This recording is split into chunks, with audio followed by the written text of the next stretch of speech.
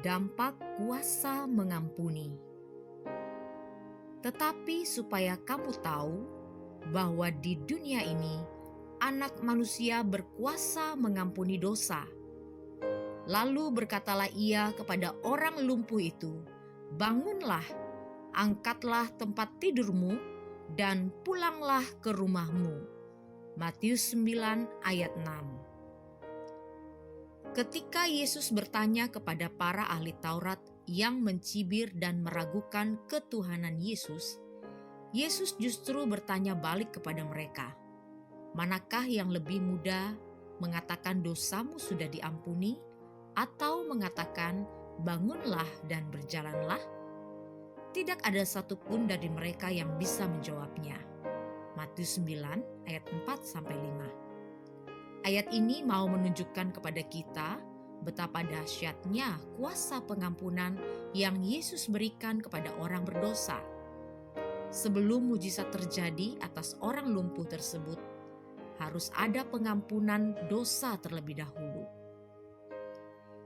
Yesus sedang menunjukkan kepada mereka bahwa Dia memiliki kuasa untuk mengampuni dosa umat-Nya, sebab Dia satu-satunya perantara pendamaian antara Allah dengan manusia.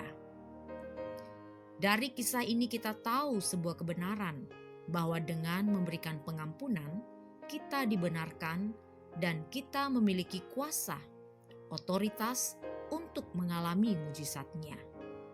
Memberikan pengampunan kepada orang yang bersalah kepada kita secara daging bukanlah hal yang mudah untuk dipraktikkan. Namun, yakinlah bahwa ketika Anda memberi hati Anda dipenuhi kasih Yesus, menyerahkan ego Anda dihancurkan oleh darah Yesus, dan dengan kerelaan hati Anda melangkah melakukan kebenaran ini, maka dampaknya bukan hanya dosa orang tersebut yang diampuni, tetapi Anda juga. Lebih hebatnya lagi, ada mujizat yang menyertainya.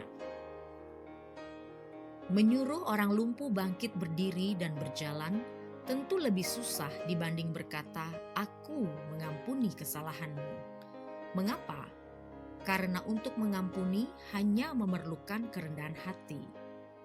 Tetapi lihatlah dampak yang ditimbulkan setelah kita memberikan pengampunan.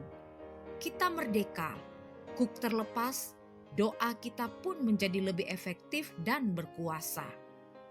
Yesus memberi teladan kepada kita bahwa dalam level tertingginya sebagai anak Allah dan level terendahnya sebagai penanggung dosa kita, dengan memberi pengampunan kepada kita yang tidak layak menerimanya di atas kayu salib, sama-sama berkuasa atas dosa dan maut.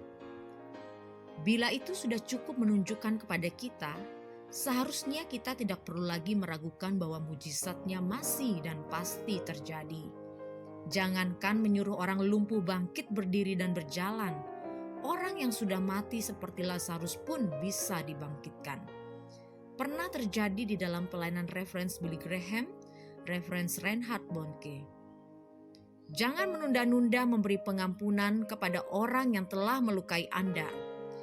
Bila Anda mau mengalami mujizat kesembuhan, melangkahlah dan berikan pengampunan. Lihat dan alami kuasa dari pengampunan yang Anda berikan.